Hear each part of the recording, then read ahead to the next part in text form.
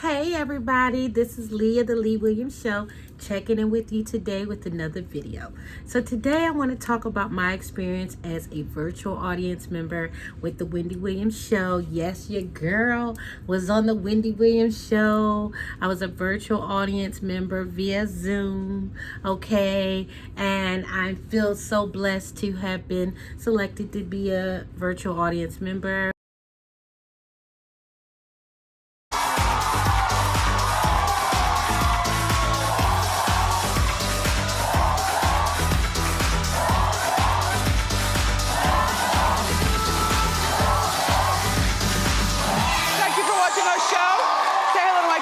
Studio audience, the virtuals at home.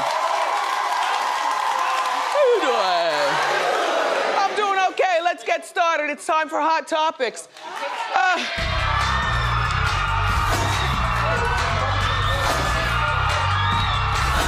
What? Hold on. Why are you all screaming at me? They're screaming at me. What is going on? The chair broke, not my throne. Live TV, hey! My chair's broken? Okay, I'll take my Prince chair. Hey boys, model it from the back. Wait, show them from the back. This is my Prince chair.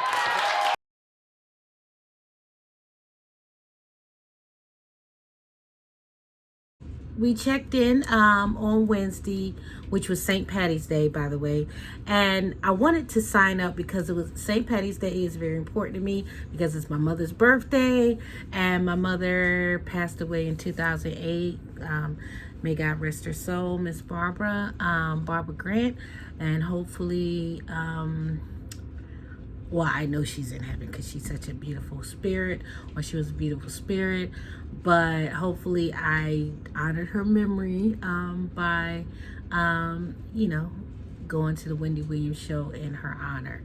I wanted to do something a little more. Last year, as we all know, we're in the middle of a pandemic still. And last year, that was like right around the time where things was closing up. And you know how you had, like last year, we knew it was a pandemic. We knew things was closing up, but we still didn't really grasp at all that meant, or some of us didn't. Myself didn't. So on March 17th, I went to go to a restaurant to celebrate my mother's birthday, like I always do. And the tables and chairs were up, and it was like takeout only, and it was so surreal. I will eat takeout, but me and my mother, we never really ate takeout. We hate takeout, okay?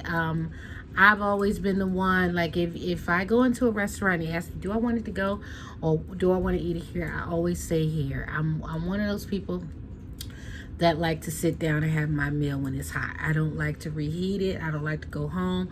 I don't like to eat it cool, lukewarm. I like to eat it hot. And that's how my mother raised me. We always ate inside, and I didn't know, knowing a little more about the history, racial history and everything. We never had any problems. My mother always took me to the best restaurants. 4-star, 5-star restaurants. We weren't rich by any means, but my mother, looking back on it and just being quite honest, my mother spoiled me. So I didn't realize that she was, but as I'm older and I'm trying to duplicate the lifestyle that she gave me, in regards to eating out and dining out, I realized, hey, it's expensive to dine out. Although that is a habit that I have had up until the coronavirus pandemic, okay? So I was so happy to be a member. So we checked in at 8:45. Well, I checked in. It was a little after 9 o'clock. I'm so embarrassed. I'm so glad they still took me, especially since it was my mother's birthday. But you know how you trying to get ready. I have natural hair. My hair is natural. That day, it was a hot ass mess. I couldn't get it to do anything. All I could do is just pin it up and pin it back and like have some hair to the side. But literally, I was having a disastrous hair day. I didn't even have time to do my makeup. So I really don't wear a lot of makeup. Just being real with you. I do, as you see, I'm experiencing a lot of breakouts right now. And I'm not really exactly sure why I'm breaking out so much. So I'm definitely not trying to keep aggravating the problem. So I have laid off a lot from makeup, but it's not really makeup that breaks me out, but something in my environment has broken me out quite a bit, you know, and I'm trying to get it nip it under the butt. I have a suspicion, but I'll talk to you about that later. Anyway, so got there, checked in. I was talking to some lady. I'm not sure what her name was because I came in kind of after it started, but she was like asking us questions. She was asking us, hey, do we like Mike? What did we want her to talk about on the show?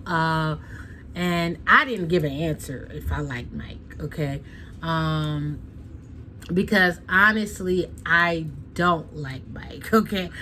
I wanted this, was he a saxophone player? Whatever, Julian. Whatever one was the musician, that's the one I was rooting for. And the little short cutie Raheem, or whatever his name was, I wasn't checking for him at all. And I know I'm saying their name wrong, but I'm so sorry. But anyway, I wasn't checking for him at all because first of all, he wasn't even looking at the camera. He wasn't even looking directly at Wendy. So no, I wasn't checking for him. But they asked us what we thought about Mike. I didn't say anything because I didn't want to, come across as being negative or opinionated. But on this channel, I definitely give my opinion on here. But I didn't really discuss the date Wendy thing because I thought it was, I could see why she picked him, honestly. I mean, he was the one that made the most sense because he already fit into her aesthetic. And she would feel more comfortable with him. Like, she wouldn't feel like, okay, she would have to watch out for identity theft or the drama that could come along with meeting a new guy in their element. People might have a lot to say. With Mike, I think she would be a little more insulated. But I found it interesting. She said she wanted somebody to be protective, and then she picked Mike. Mike doesn't look like he's going to protect a fly, okay? He's going to call the cops. And you know how sometimes the response time can be kind of slow. So but anyway, it's probably better to do that. Safe than sorry. And, you can avoid lawsuits that way. So maybe, but anyway, I was actually looking forward to Wendy dating Rick Ross, actually. I don't know why, but I just feel like they would have, I don't know. I just wanted them to date. I don't know why. I felt like I saw some chemistry there. So yeah, we checked in. We were asking, they was asking us questions. Then Marco showed up. Now, Marco was one of the producers of the show. He was like, kind of briefing us. He took us behind the scenes. I told Marco, I said, look, I'm so sorry. I had time to put my wig on. He laughed because I was going to wear this red wig. It was the cheapest wig. Oh my God. All my wigs are cheap. Because I don't invest in wigs. So, I wear hair pieces and stuff, but I don't invest real money in them. So they do look kind of like a hot mess. But anyway, I was going to put it on because it was just for TV. And the picture's going to be small. And so I was like, okay, I probably could have got by with it. But I just threw my hair together. I had this little flower on. Flowers, little fake flowers are my signature. I have so many of them. I love flowers, like a little flower. I started wearing flowers when I worked at a Cuban restaurant, and it was this girl. She was like a nightclub. It was like this,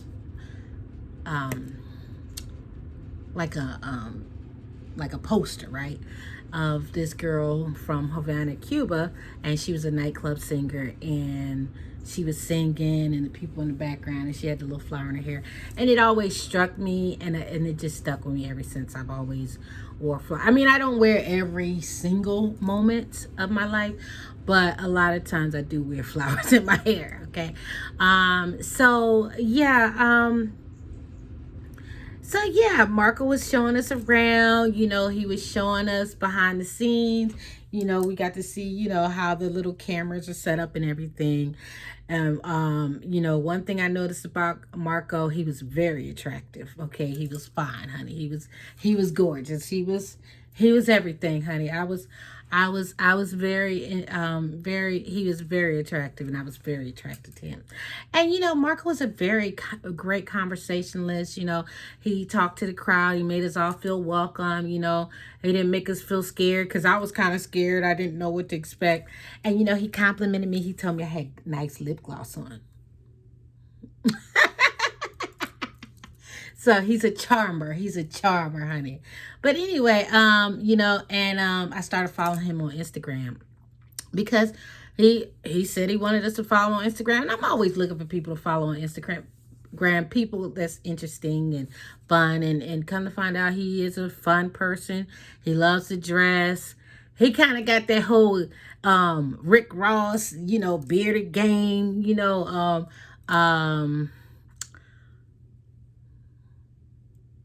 Teddy Pendergrass kind of essence to him. So, I felt like, his Instagram seems to be popping, so I decided to follow him. My Instagram is kind of, I need to work on it, but feel free to follow me. My page is private, because I had a bunch of trolls coming through my channel page.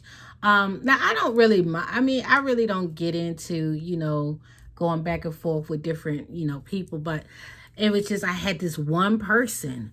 She would create all these different pages just to keep following me. And I'm like, okay, look, I'm going to have to, I don't know what your deal is, but I'm not interested. No, I don't want to do any trades. No, I don't want to be a Forex. No, I don't want any Bitcoin. No, I don't want to do any blessing scams, okay? But she kept creating all these fake pages. So I said, I just had to block the page. But anyway, feel free to follow me. Even though on this channel, it's you can find me on Twitter, Snapchat, and YouTube as Amarige, AMARIGE 25. But on Instagram it's _ AMARIGE 25. So feel free to follow me there, and you can also like my fan page on the Lee Williams Show on Facebook. So anyway, I just, Marco was very, I could have followed him forever, honey. But, he said, do y'all want to meet Wendy? We're like, yeah, we want to meet Wendy. He showed us this clay statue. And this girl, I guess the clay statue had like all these old gumballs or gumdrops or something. He said, y'all want some of this candy? I was like, no. And everybody on the Zoom, we were like, no, we don't want any of this candy. Because the candy looked like it had been there for a long time. I told Marco, I said, look, I want to clean Wendy's office. I want to come in there and declutter all that stuff they got in there that's just need to be thrown away. Or put in storage. Oh, we can sell it. Wendy, Wendy's, she has, she's always talking about trying to get a deal or bargain. And we can get some good money for some of that stuff, Wendy. Just keep in mind. All right. And I told her I wanted to clean her office. And he said, he said, you would clean her office? I said, yeah. He said, you're not going to steal, are you? I said, no, I would never steal. I said, anyway, I'm bonded. I'm bonded. So anything that's stolen, you would get it, you would be able to file a claim, But I'm just joking. I did used to work for a cleaning company. And I know that the good ones would have their employees bonded, because unfortunately people do steal. And so the customer wants to always be protected. So yeah, make sure if you're gonna get a cleaning crew, make sure they bonded. Okay. So anyway, so the show started. It was, I couldn't really tell how many of it was, but when I was going up, and I think it's 5 down, 5 across, I don't know, it just seemed like about 25 people. between 20 and 25 people. They did a cooking segment. Liza Morales was on there. Lord help. What was his name? I can't think of his name, but the basketball player that was married to Khloe Kardashian. So he lives in Atlanta, by the way. How come I can't remember his name? I know Wendy always calls him this name. She calls him I cannot think of this boy's name. But anyway, y'all know him. He's tall, black, okay, and he was married to Khloe. And oh yeah, Lamar Odom. Sometimes, you know what? Right when you got a name on the tip of your tongue, that's when I forgot. I'm very bad with names, by the way. But anyway, so yeah, Liza Morales was on this. She was cute. I mean, she was ready, honey. She said they met when they were 16 years old, and I guess young love, and she was talking about how it was supposed to be some money put away for the kids' tuition. They had a 529 plan. The money was supposed to be touched, and when it was time for them to access that money, the funds were gone. So that was kind of deep. So Wendy asked them, do they think they could get to a good place where they could co-parent or coexist? And she seemed receptive, but based on the way she was acting, because I've been watching Basketball Wives as well, Basketball Wives LA, and it just seems like she's out for blood, okay? And I'm praying for Lammy because he does suffer, he has a history of drug abuse, and sometimes people who suffer from drug abuse, they have trouble handling their emotions, and I hope this doesn't, have him relapse. I'm praying for him. So, and then he lives in Atlanta. I wonder where. I'm in Atlanta too. How you doing, Lamar? Anyway, Lamar's not my type. He's not my type. But anyway, he seems like I don't really get to see Lamar that much. Lamar, he last time he was on the Wendy Williams Show, honey, he was spraying, honey. He was spraying his ex-fiance. He was out for blood. I guess he was like, I'm done playing nice. He was spraying. So he was giving out that hot tea. So he was just saying about Liza. He was like, hey, I gave you that name. I gave you the platform. You can use my name. My name it makes money just by the name. Look, you don't have enough hustle, where your hustle at, and I know, when you are dating someone that's a celebrity or rich, people do tend to kind of lay back and sit there and wait for the money to fall in. But the smart ones, they're like, I'm not gonna be waiting here. I'm gonna, like Shawnee O'Neal, she could sit back and just wait for money to fall in. But what is she doing? She has the marijuana dispensaries. She has the Basketball Wives brand. She does her she got her little 2 sons and the daughter that's trying to play basketball. So that's money earning potential.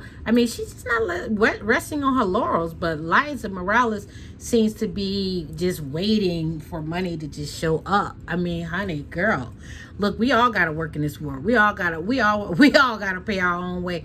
Like, my stepdad, he was a millionaire. But he wasn't like, he was a millionaire because he got a settlement, $1 million settlement.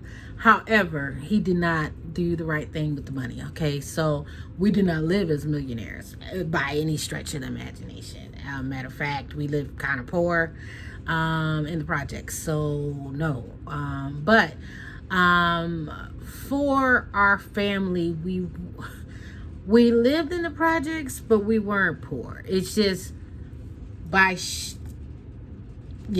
so we were there, and then they got the money, and then we still lived there. So but anyway, the money wasn't treated right. So but anyway, still my mother worked. Like my stepdad, he got $1 million settlement.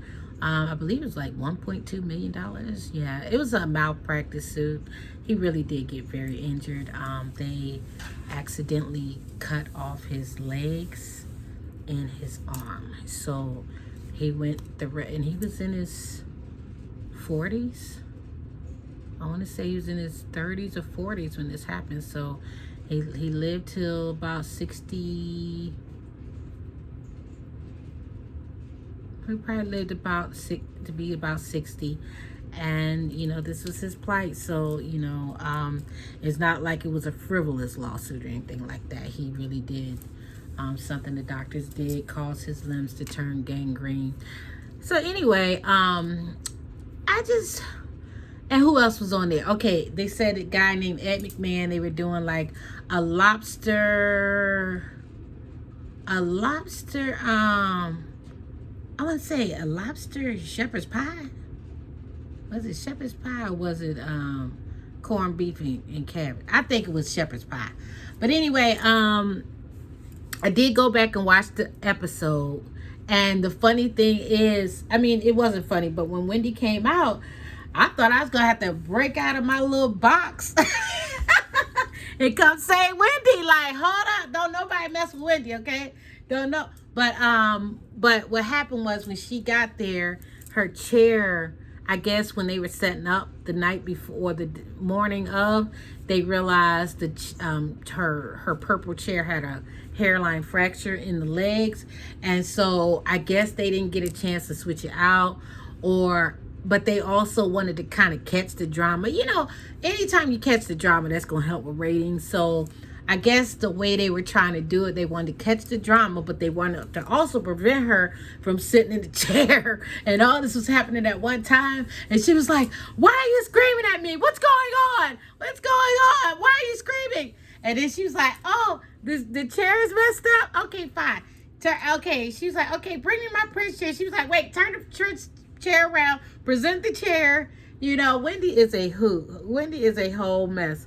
And you know, but she said the whole, like practically the whole show, it kind of killed her vibe a little bit, because it scared her. She said she felt like she was about to collapse again, like she did for that Halloween event, that infamous Halloween, where she had the Statue of Liberty costume on.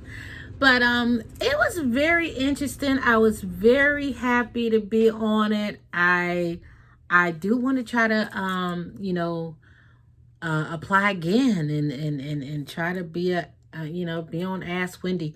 Lord knows I got so many questions to ask Wendy about. I don't know if she got time to answer all my questions, but have so many. But hopefully that day, if she does call me, hopefully my hair will look better. Like I just got my hair done today. Okay, and you know, I got my hair cut. I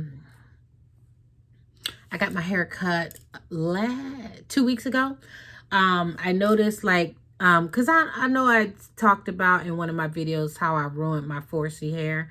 And that was true. It wasn't like damaged beyond repair, but I did damage it because first of all, I colored it and it was supposed to be black, but it ended up being orange. I ended up with hot yellow roots. It was a whole mess. And then I had a lot of, to me, like my ends always worry me, like they're damaged. But I think that's how my hair is. It's just my ends to me never look good. Okay. And I think I said that in one of my natural hair updates, but my ends never look good. So, but when that happened with my hair and I messed my hair up with the dye, I was able to get it colored over it. I mean, the hairstylist was able to color over it. You can only see it slightly, but not really. So she did a good job of covering it. But I got so frustrated because I felt like I had so many thin looking pieces. So I was like, you know what? My hair is messed up. I gotta do some treatments and everything to get it back on track anyway. So let me just start cutting thin ends. So I would just look at my hair and be like, you know what, that don't look right. Clip. I didn't care what direction it was in. I was like, this right here, no, that don't look right. Clip, look, back here, clip.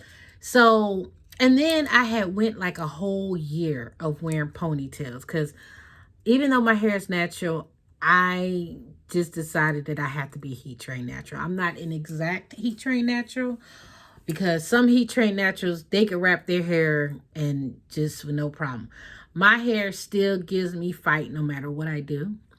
But it is, it responds better when it's heat trained because I can at least keep from all that hard combing that I was doing that I'm sure was thinning out my hair. I even talked about giving myself a bald spot from constantly putting all those ponytails in and also rough combing because when I get back here, I section my hair and everything, but when I get back here, I guess I get tired. Well, no, I know I'm tired.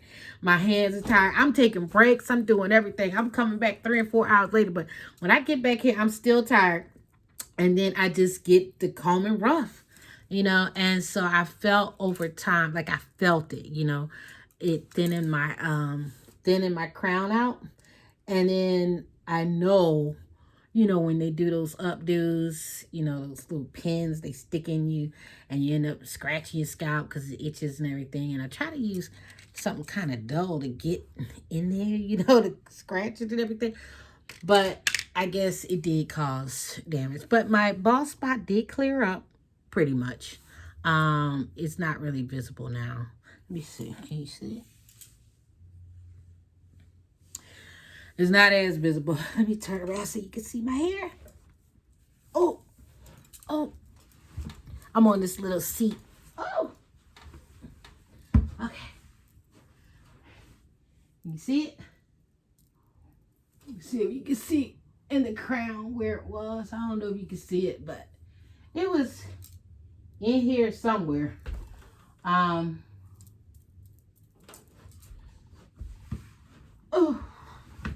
So I've been getting a lot of treatments. Trying to keep from falling here. I've been getting a lot of treatments. Like I got me a rosemary and peppermint oil treatment, and this time I got an aloe vera treatment. So I'm going to just keep doing my treatments because, I'm not afraid to get my hair trimmed. But I don't want to get it trimmed every 3 weeks. Every 3 months because I think natural hair is hard. To me, it's hard to kind of see the growth. So I like to do it at least 4 to 6 weeks. 4 to 6 months. So... but as I've been getting it trimmed, nobody was telling me that, sis, you got a whole section back there that was thin. Nobody told me that, but I kept feeling it. But when I would try to look at it, you know how your mind be playing tricks on you? Like you kind of don't want to, you hope for the best. And so you may not see some, but this time I say, you know what, she put a white towel behind me and she lined my hair up. That white towel will eliminate any ambiguity whatsoever. So definitely recommend that. But let me show you real quick. This was my little ghetto setup, honey. I am going to put a little clip in here from the show. And they'll probably flag it. But so that's me in the corner in the red. And that's Wendy. Wendy loves to eat. Me and Wendy, oh God, we love to eat, both of us. And then this is both of them. I had it set up. I had it set up right here, and I had this little weird concoction, and I had it propped up. That's why I got all this stuff back there. And then these are the people in the back, like some of the people that were in the audience, and that's me. And then that empty spot is Wendy's chair. But yeah, it's real interesting watching. Anybody could be an audience member. I don't know if they have to live in the United States or not, but you just go on wendyshow.com and you sign up.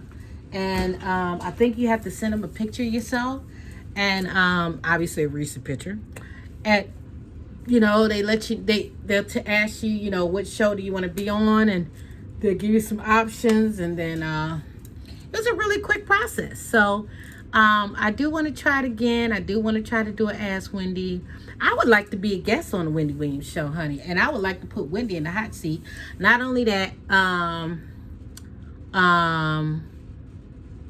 yeah, put her in the hot seat on why she chose Mike.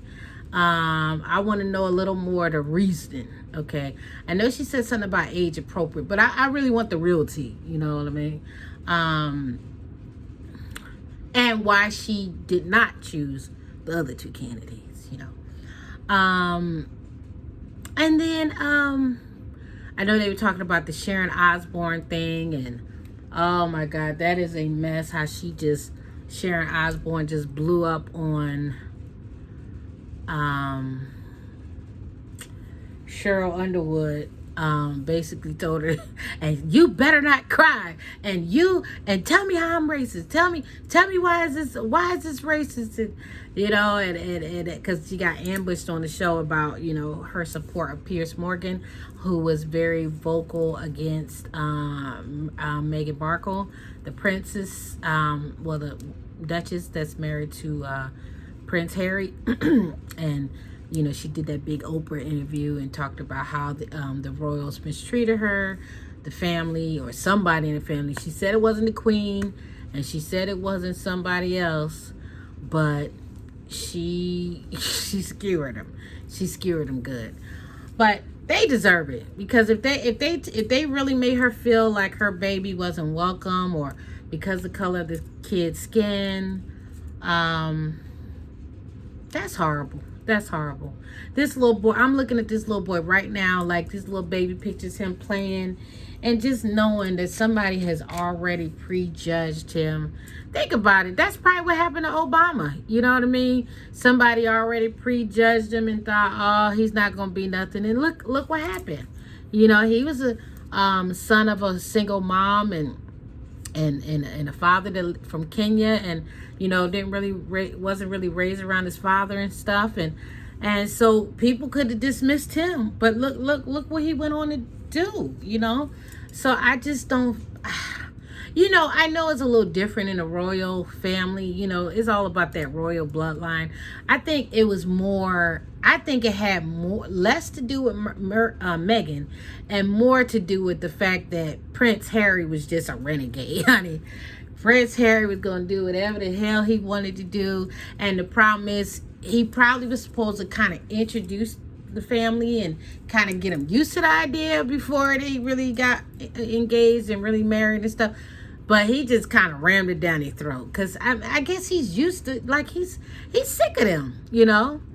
But all I know is when I watched that Oprah Winfrey special on Meghan Markle and Prince Harry, all I thought to myself is, my God, I wish I had somebody to support me the way that Harry supported Meghan, because this boy was all in.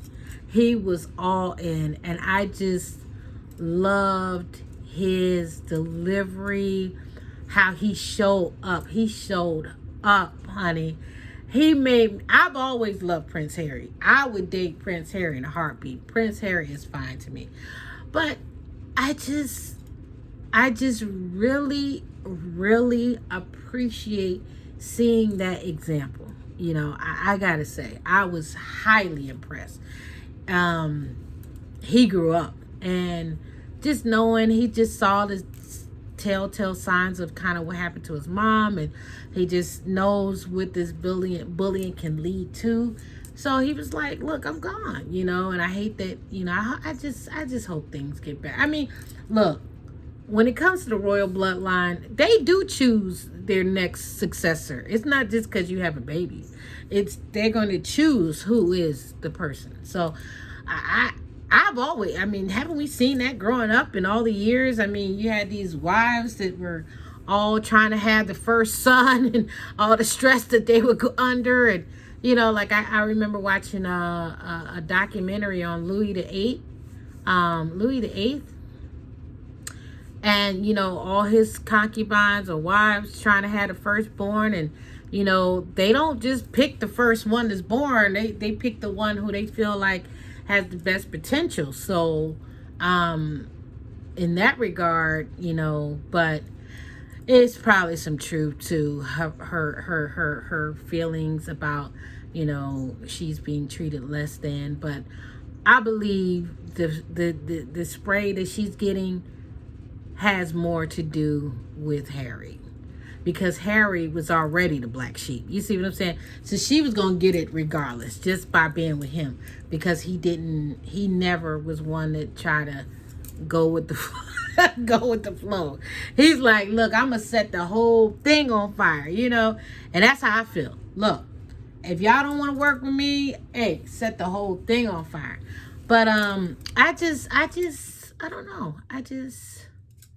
I don't know. I was actually moved to tears to see that. And I was actually surprised. I was in the dark about Sharon Osbourne, though.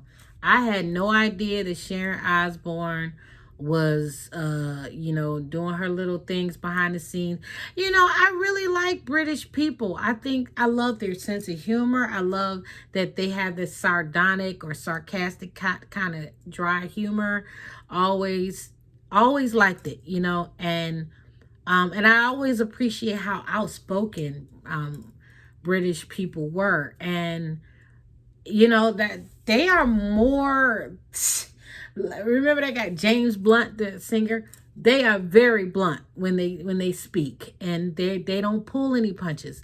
And they always laugh at Americans because they feel like we're a bunch of puppets and we don't really say what we mean, and we're, you know, we play all these games, and they don't feel like we fight enough, you know. So I just was really shocked that that's how she behaved. I know she felt offended, but she should have read the room. Sharon, you should have read the room. When they took you to commercial break, that was your cue to drop it, lady. You gonna hold it and then bring it back up when the camera go live. Girl, what are you doing? You was just asking for, and you know, like they said, Piers Morgan, we didn't hear him not one time stand up for you. You put your life on the line, your livelihood on the line for him. And I didn't see any. I could have missed it. Now, if I'm wrong, please correct me. But I didn't hear anything about Piers Morgan saying, "Oh, I'm so sorry. I stand in support of Sharon Osbourne." It's a catch-22, because me personally, I do support controversial figures, and I've mentioned in one of my last videos that I supported controversial figures. Like I supported Bill Cosby, I supported Michael Jackson, I supported I support T.I. and Tiny. I've always supported Whitney Houston. Maybe she's not as controversial, but she had a controversial past for sure. And you know, I didn't always look at, I feel like sometimes this world wants everybody to be perfect. And I support Dr. Dre. Now I know, look, everybody look, I know people may disagree, but, and it may be an unpopular opinion, but I can support who I want. Y'all, people are not going to dictate who I support. I refuse to let every person that people want to do a public lynching on. I'm not going to be the one that's going to bite it hook, line, and sinker. I'm always going to be I'm going to stay true. I'm not one of those flip-floppers or flaky people that 1 minute I'm in your corner, next thing somebody say something bad and I'm like, dessert. No, we're going to ride it out and we're going to see if those allegations stand the test of time. But all these things are a lot of times is a modern day shakedown. You know, they want to get as much publicity as they can so they can get the biggest cash out. It's cookie cutter at this point, you know. I don't want to I don't want to, be disparaging to whoever reported this, but I personally don't want to just turn my support away from those people I mentioned just because of allegations. I know that Bill Cosby was a big supporter of my alma mater, Fisk University. He gave a big donation when we were practically on the verge of collapsing or going into bankruptcy. And T.I. And Tiny, I just felt like T.I. and Tiny, it doesn't matter what people, if people disagree with me. It's what I believe. I'm just not, I've never ever been a blind follower of anybody. I don't care who it is. I'm probably one of the biggest Beyonce fans. However, I'm not going to follow her blind. However, just because somebody says something negative towards her, I'm not going to just and come up with all these stories. And because they got 10,000 people lined up to say the same thing, doesn't mean I'm going to stop being a fan. Okay. And that's how y'all should be. Y'all shouldn't be a bunch of flip-floppers. Y'all shouldn't just be somebody that's like even the Bible says, God spits out people who are middle of the ground, middle road, who are lukewarm, who run hot and cold just from every story, let the stories play out. And in my opinion, as much as I appreciate the Me Too movement, because I personally have been sexually assaulted and sexually, had sexual incidents that sexual harassment, things like that. But I personally don't condemn everybody who is accused of the same thing. I personally would like to make sure that these victims are actually properly vetted with, the lie detector test. And I would like to hear more about their background and see what their possible motivations could be. I would like to get a full picture. Okay. Because I used to be a crime reporter, crime and courts reporter. And you would go in and you would just hear like the prosecution side, and you would go in thinking, oh my God, they're going to throw the book at this guy, and then come to find out, yeah, he killed him, but the guy was about to shoot him, it was a self-defense thing. But they want to just put all the bad stuff out to make the people feel like they got to take a plea, it's a game, but I personally am not going to stop supporting everybody that they try to do a public lynching or a modern day shakedown against. And that's just the bottom line. And I know it's unpopular, but let me tell you, when Michael Jackson was going to that court trial, honey, was the first and second one. I mean, God rest his soul. I was crying. I was in tears. I thought I was going to collapse. My heart was actually pumping fast. Like, I was worried. Okay. I ride for people. I ride hard for people. I don't just, and with T.I., what I appreciate about T.I., I mean, people could say whatever they want to say about him. Look, I don't follow people and just everything about their life I have to love. You know what I'm saying? No, people are people. Like, even in the Bible, like, they wanted, like, the people who became kings, they weren't perfect either. Y'all would have Me Too'd them, and y'all would have did all kind of stuff to these people. You know what I'm saying?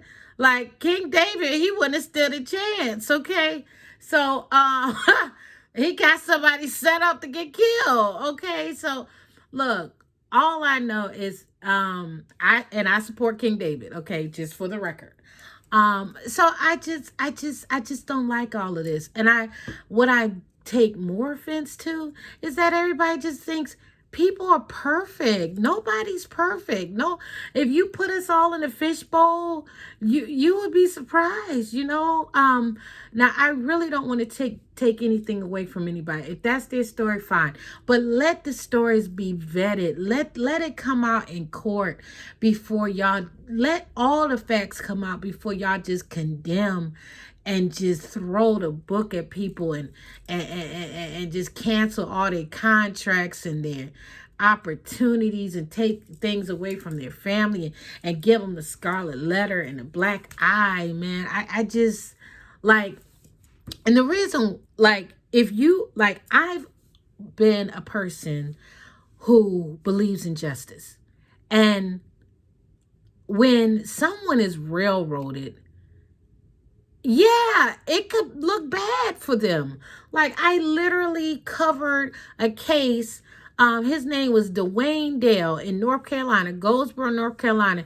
This boy served, and I can't remember the exact number, but he served between 18 and 22 years for a crime that he did not commit. Okay? And it was evidence against him too. However, sometimes, look, the prosecutions, they not investigating it fully. They just getting enough to support their narrative and see if they get enough to, get a conviction, but they're not really investigating and trying to eliminate people as a, they're not doing that, and so that's why I said we got to stay objective. We got to stay open-minded. We just can't be willing to just throw the book at every person, No, they're not perfect and you're not perfect either. There's nobody in your family that's perfect. You're not perfect. You don't know any perfect people. The only perfect person was Jesus, okay? And that's the one I believe is the only perfect person. And I just don't, I want people, if they commit crimes and it's vetted and it's prosecuted and everybody has a chance to get a side, but some of this could be skewed. Like I said, if you look up the Innocence Project, look up all those people that they were able to get released from, DNA tests. People that spend years and years and years. This boy, now this was a white boy. He went to jail for raping this black girl. And he allegedly climbed in the window and raped her, right? And I guess they did whatever, rape kit or whatever, and they found it. And I'm just like, look, he was exonerated and he had to be paid all this money. And he was a young man. He was like 20-something years old. He would never get that time back. That's what I'm saying. Y'all need to stop. Y'all know too many people that's serving time for crimes that they didn't commit. Y'all need to keep y'all thinking caps on. Y'all need to keep y'all thinking caps on. And y'all need to think people are motivated by greed, jealousy, all kind of stuff. Y'all watched Thin Line Between Love and Hate? Y'all watched that movie? People get set up all the time, man. Like, for real. But I personally, I'm happy. I sleep very well at night knowing that I'm just not a flip-flopper. The moment someone says something negative about a celebrity that you already respect, you're ready to just say, just bail, How would you like somebody to do that to you? I'm sure some of y'all have been accused of crimes. How would y'all like to have all the people you thought you relied on and always thought they had your back, but just because you were accused of something, and just because it was 5 people that said the same thing, they could all be liars. Okay? They could be telling the truth, but they could also be liars. I could give everybody the same piece of paper, say this, say this, say this, say this, and you'll get this. So, look, I don't want to, because this is how I would feel better with this whole thing. If all the victims were mandated to get polygraph tests. Now, somebody said these people had polygraph tests, but I don't know if they're all getting polygraph tests. And I believe that if it's found out that you were getting any payments from this person prior to, that you should be disqualified as a plaintiff, because you took the money. The money is saying that you are settling this matter not to be brought back up again. That's what the money represents. It's not hush money. It is a settlement. And I just don't, I feel like it's too many people with dirty hands. So I feel like, yeah, if you took money from any of these people, you should be disqualified. And then it needs to be a lie detector test. And the reason why I say that is because one day I could have a son and somebody can accuse him, and it could be 10 people saying the same thing, but 10 people could all be liars. It is possible. It is possible, and y'all know about it. Y'all hear about it every day, about people serving time for crimes they didn't commit, that later they were exonerated for, and they can never get their lives back. So that's why we have the justice system, okay? And I mean, even the justice system is still flawed. I mean, all these people will still probably get convicted, but I feel like you should wait. I feel like before contracts and stuff are taken, I feel like a person should be convicted first. And that's just how I feel. That's why we have a court of law. So, but anyway, I know I went off on a tangent. And I was talking about the Wendy Williams Show. But, Wendy Williams is always talking about hot topics. And, and I wanted to bridge into my hot topic. And I wanted to be transparent. I never wanted to make it seem like, I'm just one of those people that's always going to say everything that everybody wants me to say. I'm no puppet. And I never carry myself as a puppet. Sometimes, I do have to filter myself for obvious reasons, for protection of myself or what have you, or protection of others that don't speak as freely as me.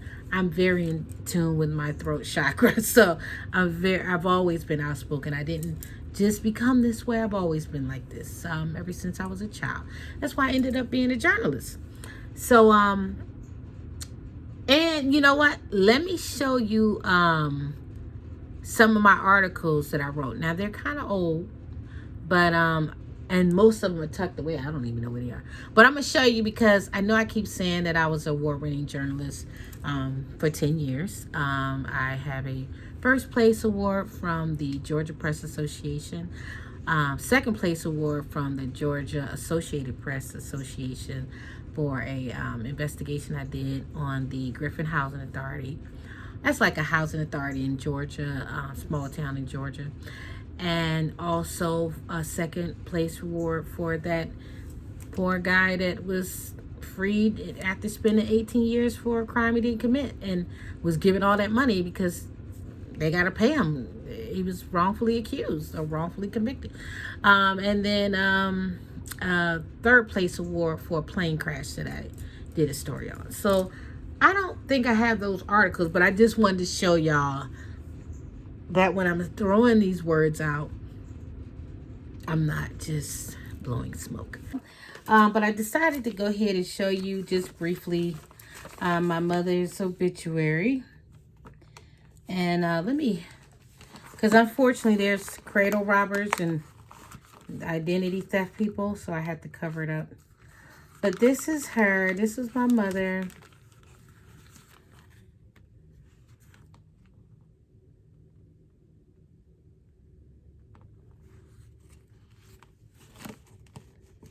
I don't know if this is the whole.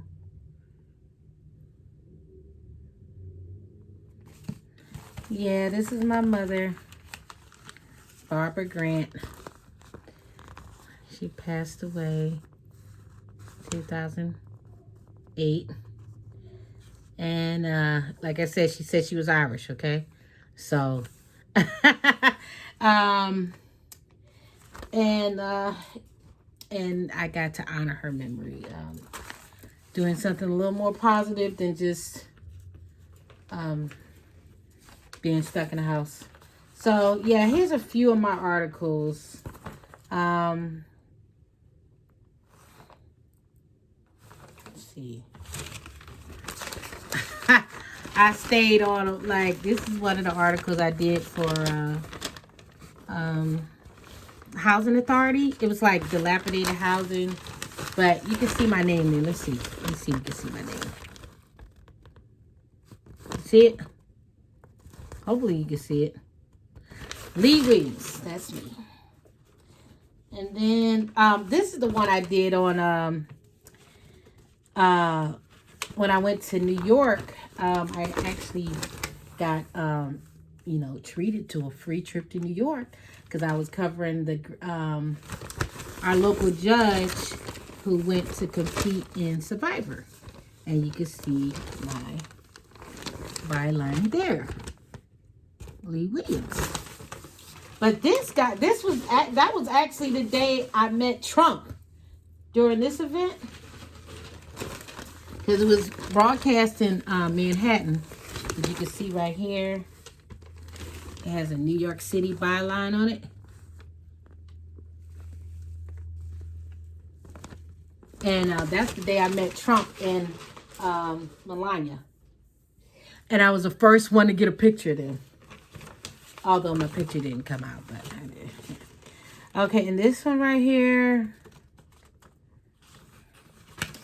It's a very sad story. But yeah, I was a crime reporter. And, you know, crime reporter, you know, when you follow the story all the way to the end, you know, you find out that things are not what they appear. So that's why you want to, you know, have a little more grace with. I mean, I know the stories out there and it's salacious and everybody jumps on them. But just all I can ask is that everybody keeps a healthy skepticism. Okay? I don't care if I am the accuser. Just keep a healthy skepticism. People are like I said, politically motivated. And, you know, they wanted to be in a relationship, you know, all kind of. So you just always just keep a healthy skepticism. This is, so you see my name right there, right? Hopefully you can see it, because I can't really see it in the viewfinder. But this is execution that I went to. I literally went to his execution. He killed the little girl, 2-year-old. And this is the plane crash that I did, that I won the 3rd place award on. Y'all get a real history lesson from me today.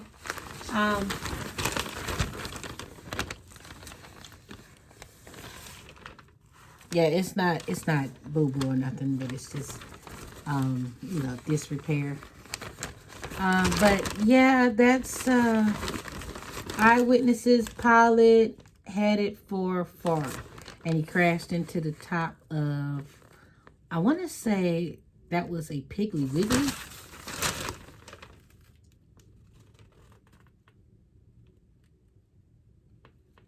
Yeah, he crashed. So that's the one I got my 3rd place award from. And then this one is the one I got my 1st place award from. This right here.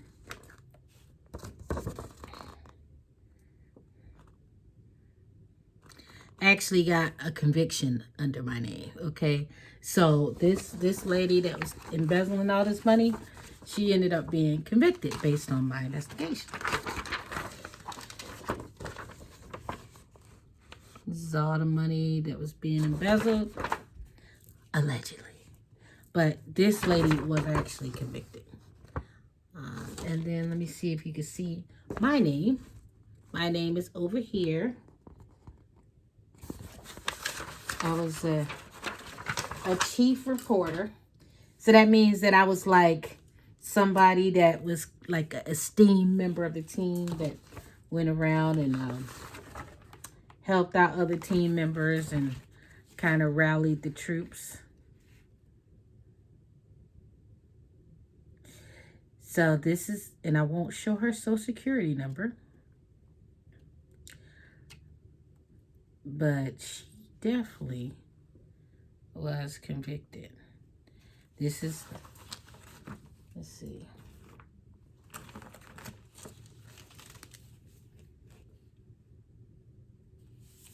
I can't even show it. But anyway, yeah, I can't show it properly because it would maybe put her information out, and it's not right to do that. And I got a recommendation from the sheriff of the town. This is my recommendation I got from the sheriff of the town. So you see right there says Lee Williams. Miss Lee Williams. That sheriff did pass away. He was so great. I was so sad to see him go. And then this is when myself helped her find another job. So, and you can see my name right there. Lee Williams. So, I mean, I know I throw away around terms, and, you know, it's been a while since I've been in the news business, but I did do 10 years, and I stopped because my income wasn't keeping up with my expenses, so I did leave the industry. It was a very painful decision, but and then it was like around 2008, the market tanked, so the newspaper industry gets their money from ads, like car ads and real estate ads and things of that sort, and that tanked, and then that industry went online, so it took a lot of jobs. But anyway, I want to thank you, everybody. You know, give me some your feedback. I mean, look, we can agree to disagree, but, you know, let's keep it cute and cordial. Because just think about, everybody likes to jump on the bandwagon. And that's what I don't like about people, the bandwagon thing. It could be just think about it. If it was your family member, if it was a friend that you loved, if it was your mom, your dad, accused of the same thing, and the people who you thought were in your corner had dinner with you, Thanksgiving, whatever, and then they're being accused, and then y'all just everybody just bail on your family. I mean, how would you feel? So that's why I said, it's not that I don't believe that these people have a right to tell their story. I just want more accountability, and everybody has to be lie detected. We need to find out a little more about their background and what could possibly be their motives. And I would also like to see a conviction before people are just uprooted and everything taken from them, because you know, but I know that some contracts do have something that says you could be fired for moral turpitude, because I know a lot of police departments have that, like in the military, they have like a little clause of moral turpitude. So even if you're not convicted, you could still be fired, because it says you can't even be accused of anything dealing with theft or issues of moral turpitude. But I just feel like it's just better for everybody's sake is if we gave it a chance to actually get a conviction, and you know, that way we wouldn't, I mean, like we see, well, I didn't have my example there, but those don't work out well as well, but it would at least give people a chance, man. You know what I'm saying? Because Michael Jackson was not convicted. So, and everybody was ready to just throw the book at him. So I don't know. I just think about not just these people. I just think about the world and the precedents that it's teaching. That it's just showing people that all of us are disposable, you know. Anybody can make the most asinine or just innocuous allegation, and just because they got 5 of their friends to say, oh yeah, we're supposed to believe it. This is crazy. Without proper vetting. Y'all can hire me to do the vetting. I have the journalism background.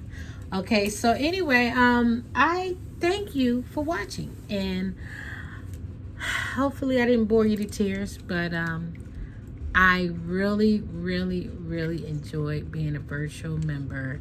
It really meant a lot to me and my mom. Oh, my St. Patty's Day queen.